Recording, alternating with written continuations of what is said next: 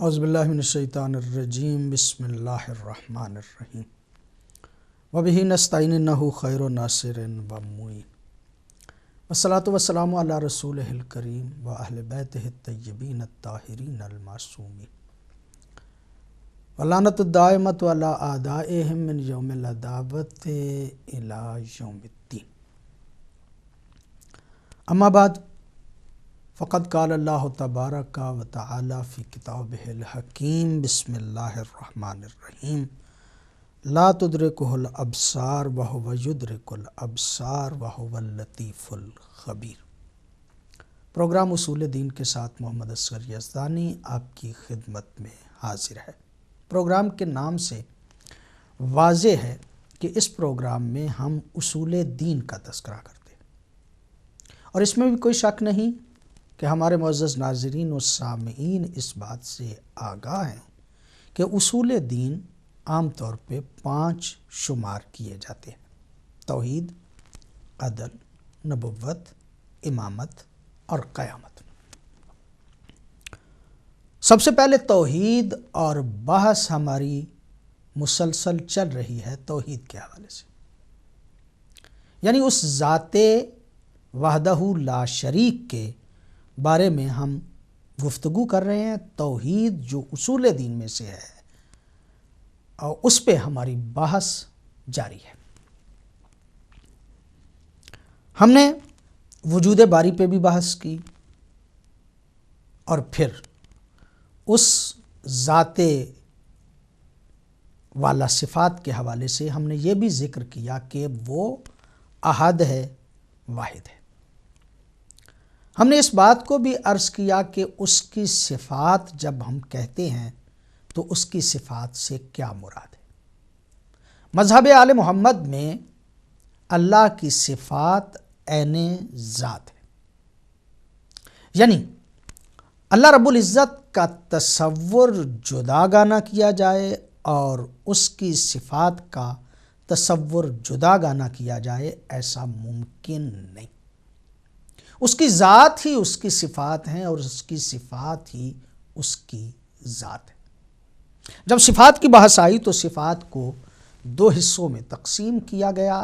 ایک وہ صفات کہ جن کو صفات ثبوتیہ کہا جاتا ہے، اور ایک وہ کہ جن کو صفات سلبیہ کہا جاتا ہے۔ صفات ثبوتیہ سے مراد ہماری ایسی صفات جو اس ذات وحدہ لا شریک کے لائق ہیں، اور صفات سلبیہ سے مراد وہ ایسی صفات کہ جن کا اس ذات توحید کے بارے میں تصور نہیں ہو سکتا، یعنی جو اس میں نہیں پائی جاتی ان کو صفات سلبیہ کہا جاتا ہے۔ صفات ثبوتیہ کا بھی ہم نے بیان کیا اور صفات سلبیہ کو بھی ہم نے بیان کیا۔ آج بھی اختصار سے ہم صفات سلبیہ ہی کے حوالے سے ذکر کرنا چاہتے ہیں، لیکن قبل اس کے کہ ہم یہ بات عرض کریں، یہ تو ذہن عالی میں رہے کہ اللہ رب العزت کی صفات میں سے ایک صفت، یعنی صفات سلبیہ میں سے ایک صفت یہ ہے کہ اللہ رب العزت مرئی نہیں، یعنی اس کو دیکھا نہیں جا سکتا، نہ اس دنیا میں دیکھا جا سکتا ہے اور نہ ہی آخرت میں دیکھا جا سکتا ہے۔ کچھ مسلمانوں کے ایسے مکاتب فکر بھی ہیں کہ جن کا نقطہ نظر یہ ہے کہ اس دنیا میں تو اس خدا کو نہیں دیکھا جا سکتا، لیکن آخرت میں اس کا دیدار ہوگا، جبکہ مذہب آل محمد یہ ہے کہ اس ذات کو نہ اس دنیا میں دیکھا جا سکتا ہے اور نہ ہی آخرت میں دیکھا جا سکتا ہے۔ تھوڑی سی اس کی وضاحت سے پہلے ہم اس کی ایک چھوٹی سی تمہید آپ کی خدمت میں عرض کریں کہ انسان عادی ہے اس بات کا کہ وہ انہی چیزوں کے بارے میں علم رکھتا ہے عموماً کہ جو حواس خمسہ کے ذریعے سے اس کی سمجھ میں آتی ہیں۔ جن چیزوں کو وہ دیکھتا ہے، جن چیزوں کو وہ سنتا ہے، جن چیزوں کو وہ چکھتا ہے، جن چیزوں کو وہ سونگھتا ہے یا جن چیزوں کو وہ مس کرتا ہے۔ انسانی علم عموماً ان 5 ذریعوں سے ہی حاصل کیا جاتا ہے، اور وہ عادت ہو گئی ہے اسے کہ وہ ایسی چیزوں کو ہی مانتا ہے کہ جو چیزیں ان حواس خمسہ کے ذریعے سے اس کی سمجھ میں آتی۔ چونکہ وہ اس بات کا عادی ہو چکا ہے کہ حواس خمسہ کے ذریعے سے سمجھ میں آنے والی چیزوں کو ہی جانے، لہذا وہ علوم تجربی، اس کی کوشش یہ ہے آج کے اس ترقی یافتہ دور میں کہ ہم اسی کو مانیں گے کہ جو تجربے میں آئے، اور اسی کو مانیں گے کہ جس کو ہم جا کے وہاں آزمائش گاہ، ایسی جگہ کہ جہاں پہ لیبارٹری میں جا کے کسی چیز کو چیک کیا جا سکتا ہے اور تجربہ اس پہ کیا جا سکتا ہے، اسی چیز کو ہم مانیں گے۔ اور وہ چیز کہ جو لیبارٹری کے ذریعے سے یا تجربے کے ذریعے سے سمجھ میں نہیں آتی، ہم اسے نہیں مانتے۔ عموماً مزاج، اگر اللہ ہے تو کہاں ہے؟ کس طرح پتہ چلے کہ اللہ جو ہے وہ ہے؟ کیوں نہیں نظر آتا؟ تجربے میں آنا چاہیے، لیبارٹری کے ذریعے سے ہمیں اس پہ تحقیق ہماری ہو جانی چاہیے۔ اگر نہیں ہوتی ہے تو اس کا مطلب یہ کہ یہ وہم و خیال ہے، کوئی اللہ ہے ہی نہیں۔ اور شاید اسی سے متاثر ہو کے کچھ لوگوں نے یہ بہانہ بنا لیا کہ وہ اس دنیا میں تو نظر نہیں آتا، لیکن آخرت میں جا کے نظر آ جائے گا۔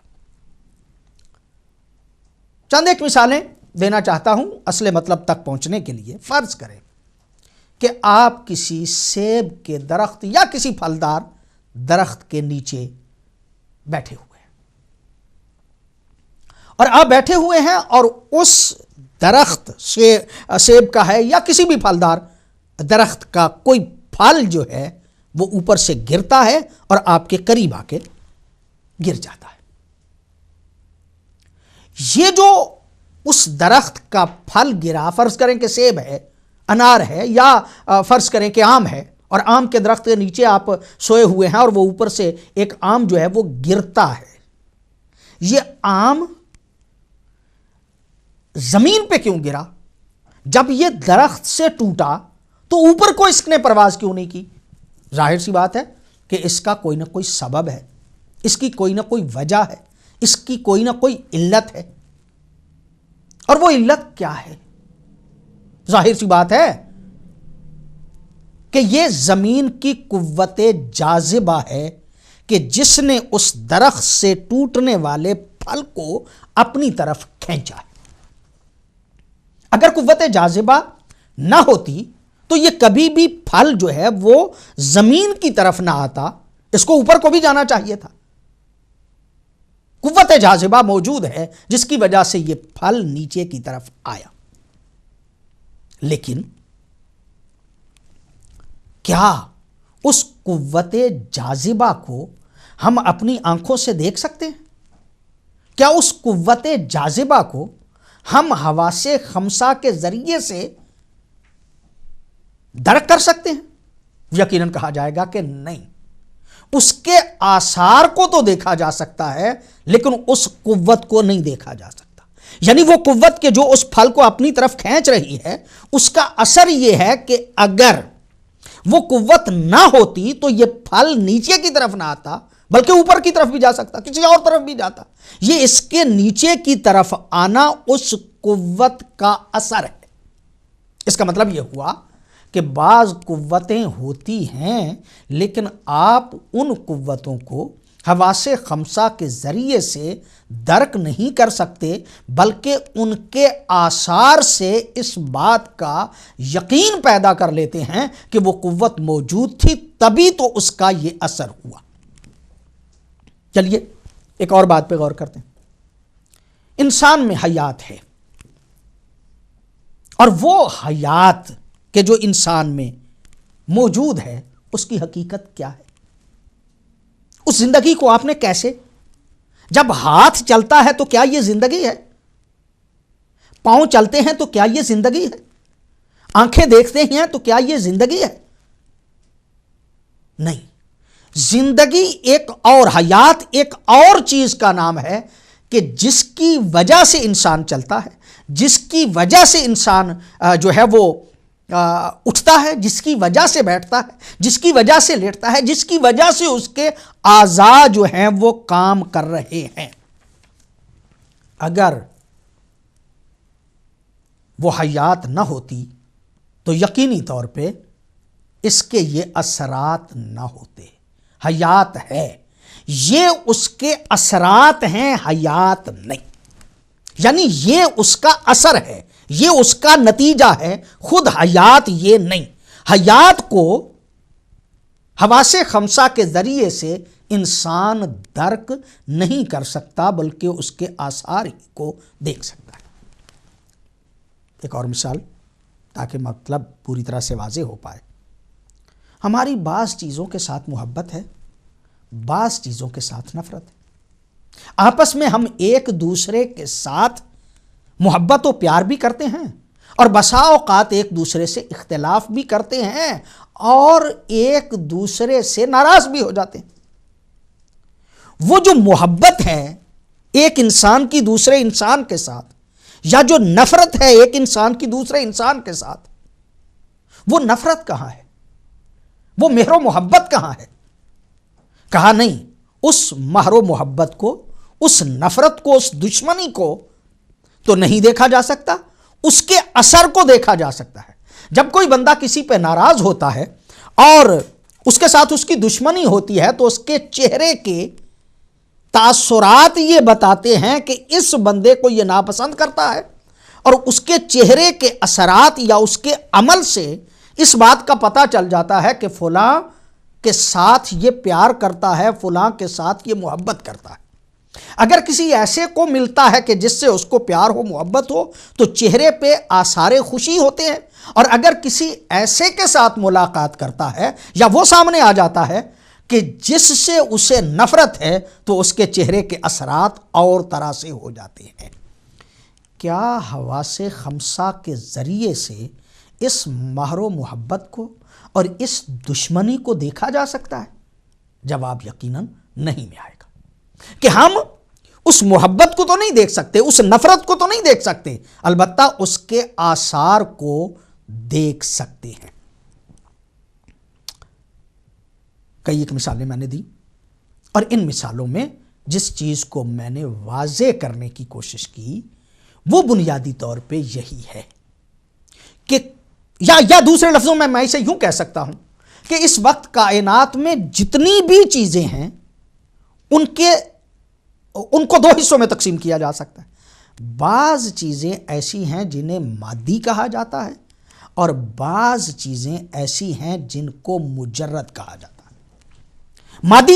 مادی سے مراد وہ چیزیں کہ جن کو لیبارٹری میں چیک کیا جا سکتا ہے، جن کو فرض کریں کہ ایک چیز ہے ویسے نظر نہیں آتی لیکن خوردبین کے ذریعے سے نظر آ جاتی ہے۔ ایک آواز ہے کہ جو ویسے تو سنائی نہیں دیتی لیکن اگر وہ آلہ لگا لیا جائے تو اس کو سنا جا سکتا ہے۔ کہنے کا مطلب یہ کہ بعض چیزیں ایسی ہیں کہ جو ظاہری طور پہ جن کو درک کیا جا سکتا ہے، اور بعض چیزیں ایسی ہیں کہ جن کو لیبارٹری یا طاقتور مشینیں اور طاقتور جو آلات ہیں ان کے ذریعے سے ان کو جو ہے وہ دیکھا جا سکتا ہے، سنا جا سکتا ہے، اور ان کے ذریعے سے ان کو سمجھا جا سکتا ہے۔ وہ چیزیں کہ جن کو ظاہری طور پہ اور جن کو آلات کے ذریعے سے سمجھا اور دیکھا جا سکتا ہے اور اس کو درک کیا جا سکتا ہے، ان کو کہا جاتا ہے مادی۔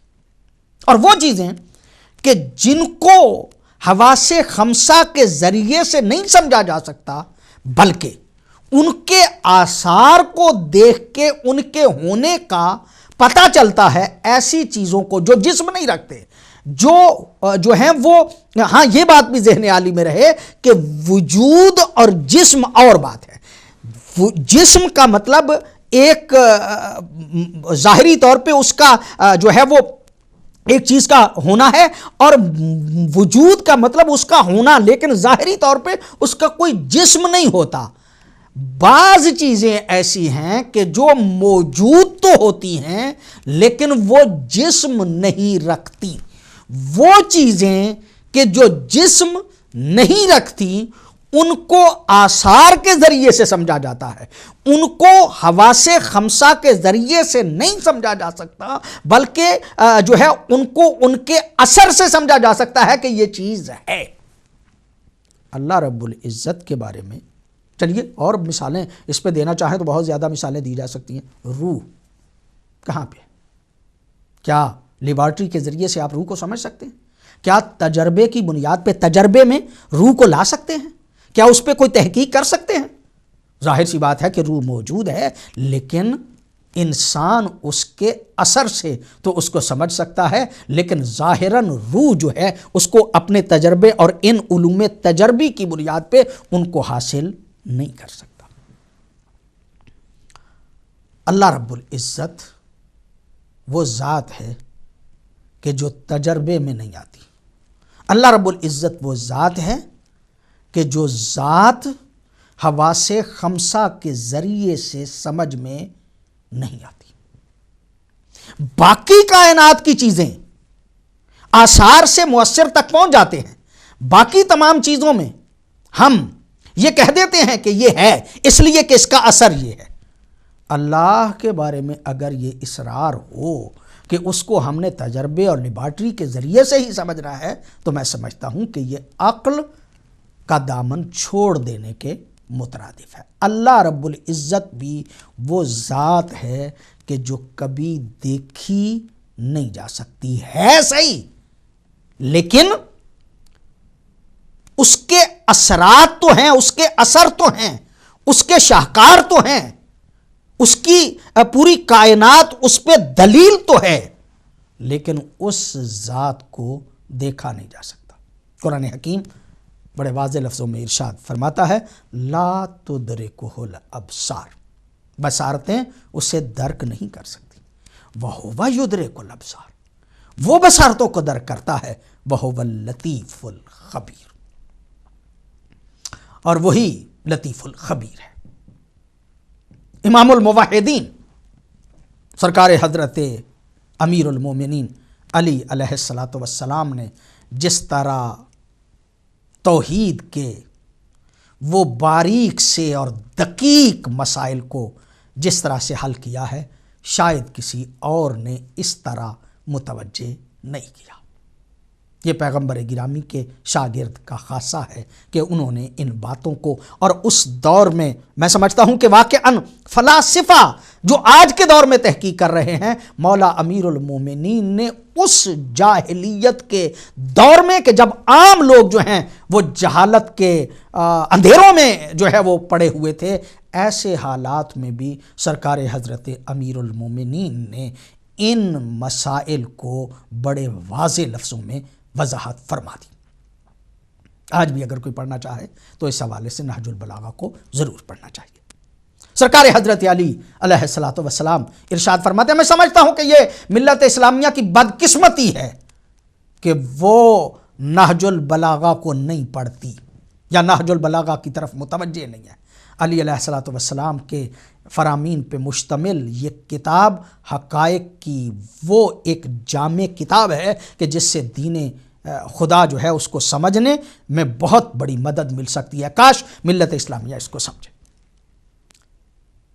سرکار حضرت امیر المومنین علی علیہ السلام ارشاد فرماتے ہیں الحمد للہ الذی، حمد ہے اس ذات کی، الذی لا تدرکہ الشواہد، وہ کہ جس کو شاہد درک نہیں کر سکتے، ولا تحویہ المشاہد، اور دیکھنے والے اس کو گھیر نہیں سکتے، جو کسی کی فکر اور کسی کے سوچ اور کسی کی آنکھوں میں محدود ہو جائے وہ آل محمد کا بیان کردہ اللہ نہیں۔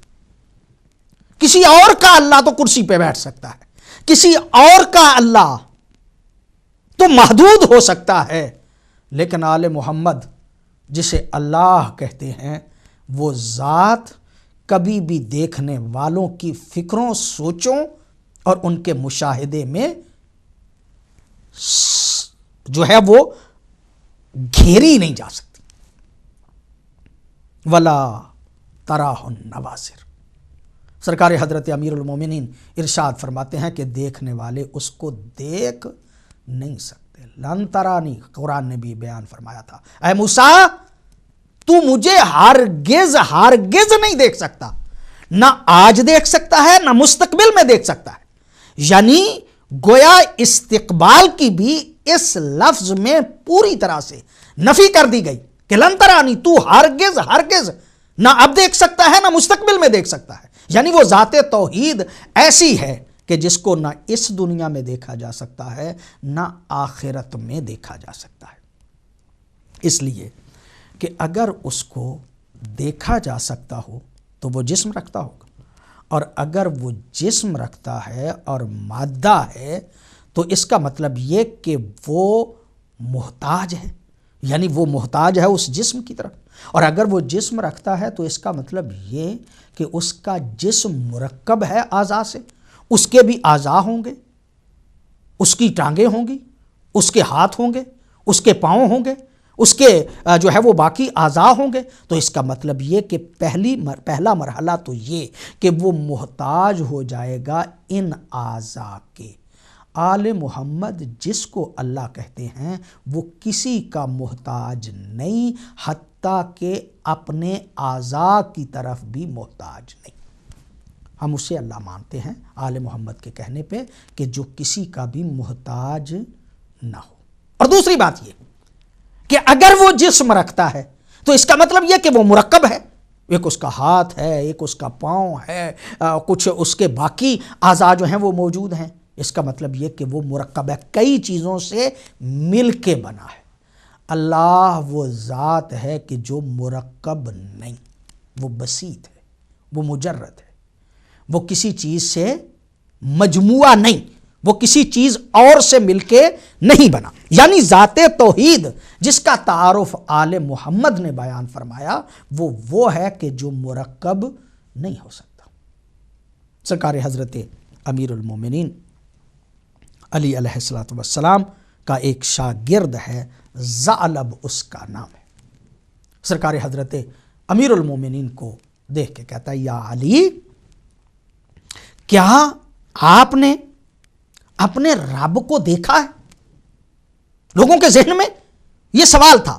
یہ سوال آج کا نہیں کہ ہم اسے نہیں مانیں گے جو نظر نہ آئے، جو تجربے میں نظر نہ آئے، جو لیبارٹری کے ذریعے سے سمجھ میں نہ آئے، بلکہ یہ سوال اس دور میں بھی تھا، اور لوگ اس وقت بھی یہ سوال کرتے تھے کہ ہم اسی کو مانیں گے کہ جو تجربے میں آ جائے، جس کو دیکھا جا سکتا ہو۔ یعنی خدا اسی کو بنانا چاہتے تھے۔ یہی وجہ ہے کہ انہوں نے خدا جو بنائے وہ اسی قسم کے تھے کہ جو دیکھے جا سکتے تھے، اگرچہ ان کے نقائص جو ہیں اور ان کے عیوب جو ہیں وہ بیان کرنا ہمارا ہدف اور مقصد اس وقت قطعاً نہیں ہے۔ ہم یہ کہنا چاہتے ہیں کہ مزاجاً انسانیت پہلے بھی ایسی تھی اور آج بھی ایسے ہے۔